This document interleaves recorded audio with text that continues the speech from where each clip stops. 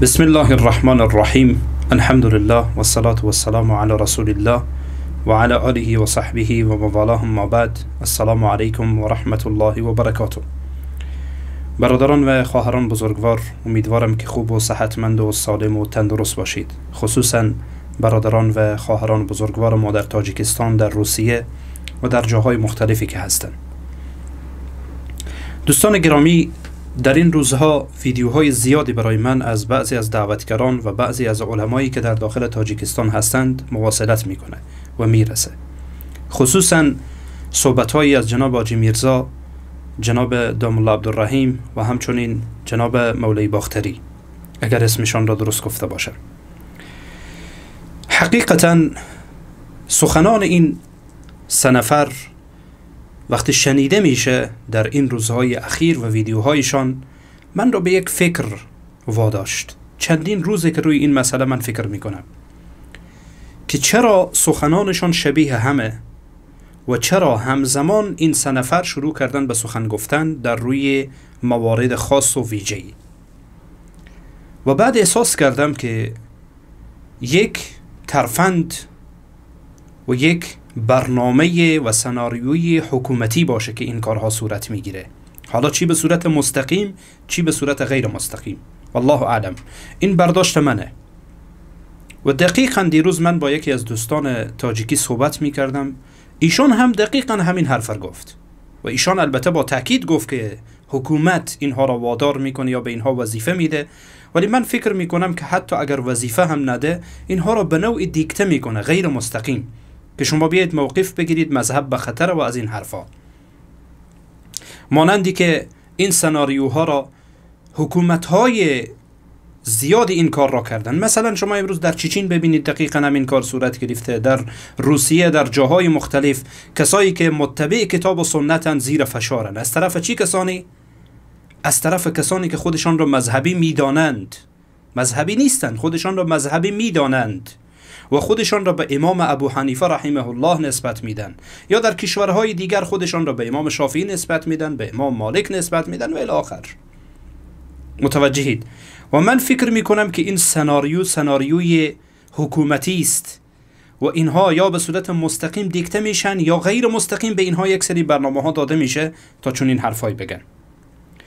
دوستان عزیز و گرانقدر، قبل از اینکه من وارد بعضی از سخنان اینها بشم، و حقیقتا هدف من اینه که در این برنامه و یا در این ویدیو به خدمت شما بزرگواران سوالاتی را مطرح بسازم و این سوالات موجه است به این سه نفر و من خواهش میکنم که این سه تا سوال را جواب بدن، حتی که نام هم نمیگیرن جواب بدن. این سوالات را برای جوانان جواب بدن. جوانان عزیز، این سوالات را از این سه نفر بپرسید و هر کسی دیگری که مانند اینها فکر میکنه. خواهش میکنم. و خواهش دیگر من از عزیزان تاجیک اینه که این کانال را سابسکرایب کنن و ویدیو را لایک کنن و همچنین به عزیزانشان ارسال کنن. هدف من اینه که ملت تاجیکستان به یک بیداری برسه و ان شاء الله که از لابلای این ویدیوها برایشان مؤثر واقع بشه و بفهمن حقیقت چیست.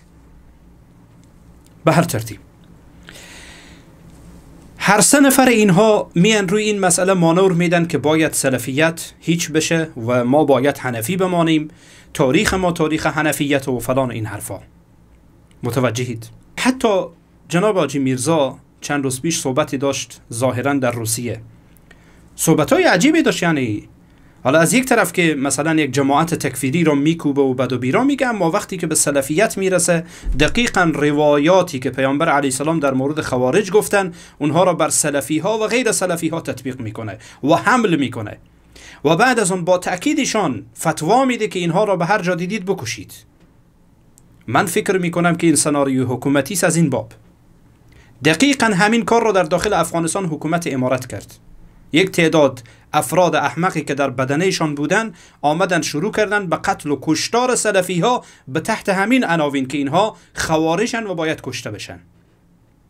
متوجهید؟ و دقیقاً ایشان فتواهایش به همین قسمه. همچنان که در ویدیوی گذشته من توضیح دادم که جناب حاجی میرزا تکفیر میکنه و بعد از آن در این ویدیو میبینید که فتوای قتل صادر میکنه. چرا؟ من میگم فتوای قتل به این واسطه که ایشان روایت رو میخوانه و حمل میکنه بر این افراد. و بعد از آن هم در روایت آمده که اینها را بکشید و چند بار هم ایشان تکرار میکنه این مسئله را. آیا این پخش و نشر خشونت و تروریسم نیست؟ نه، اینجا چون مسلمانان کشته میشن مشکلی نیست، متبعین کتاب و سنت کشته میشن مشکلی نیست، هیچ حرفی نیست.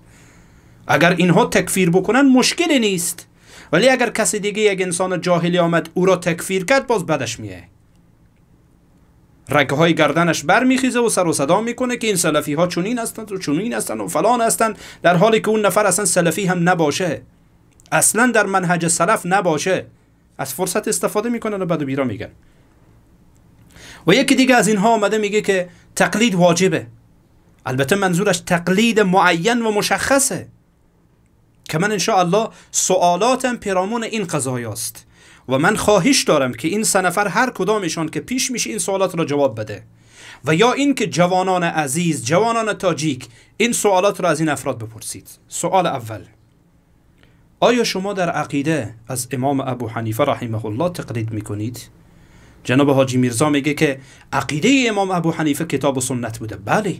آیا شما از امام ابو حنیفه تقلید میکنید در عقیده؟ سوال اینه. شما ماتوریدی هستید یا حنفی هستید در عقیده؟ سوال خیلی واضحه.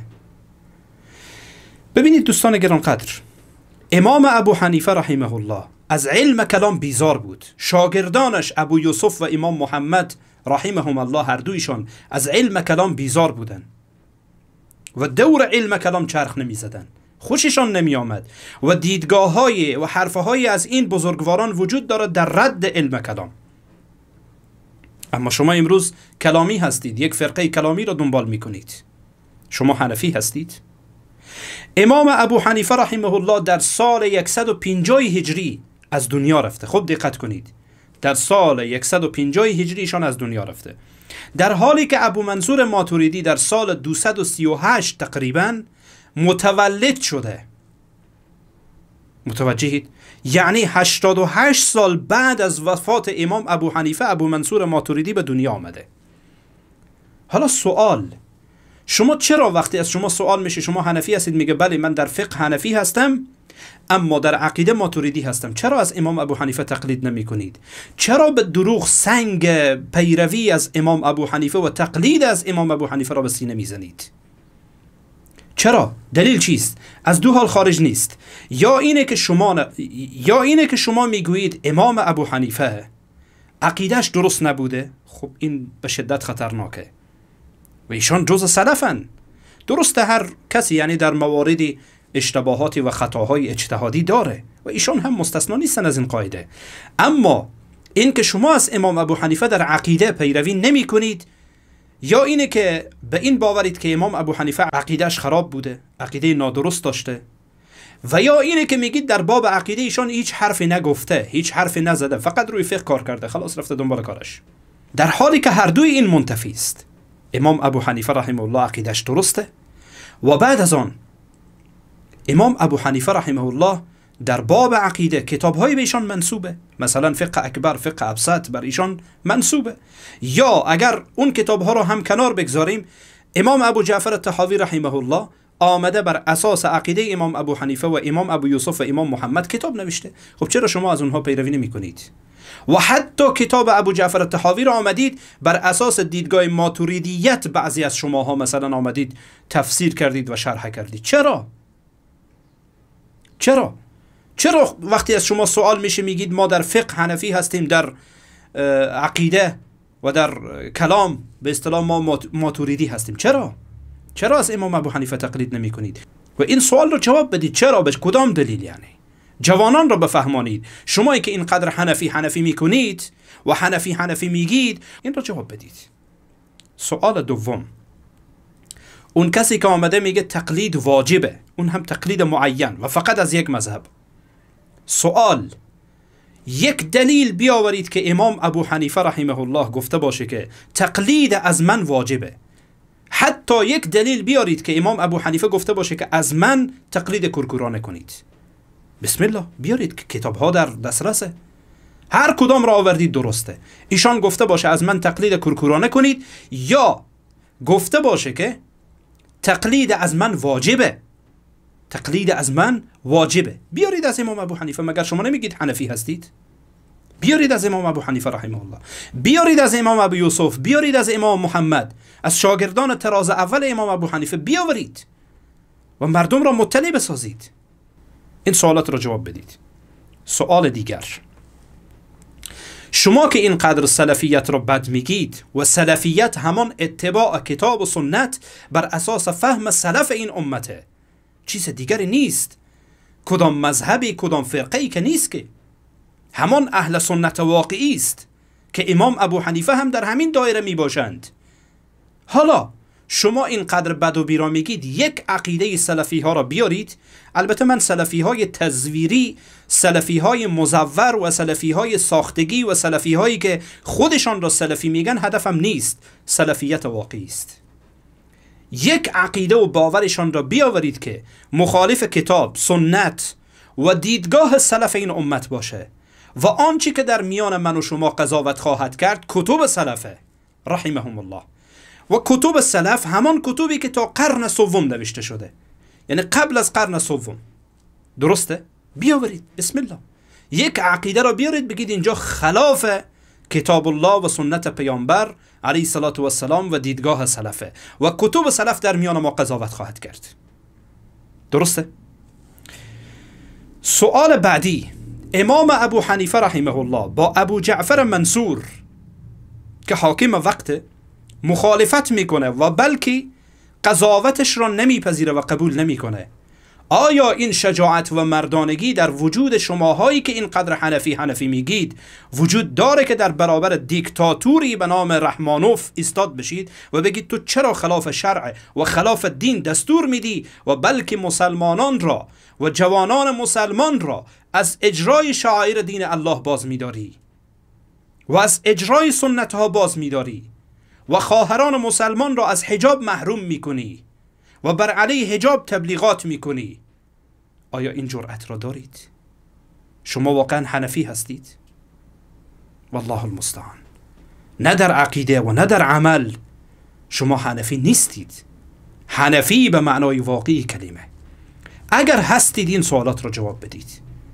من میبینم شجاعت شما را. بله خیلی راحته که هر کس بیه، مثلا یک کسی که خودش را سلفی میگه و واقعا امروز در جهان این گروه و این مردم واقعا ضعیفن و واقعا جز غربا هستن، هر کس میتونه بیای بر اینها تاخت و تاز بکنه.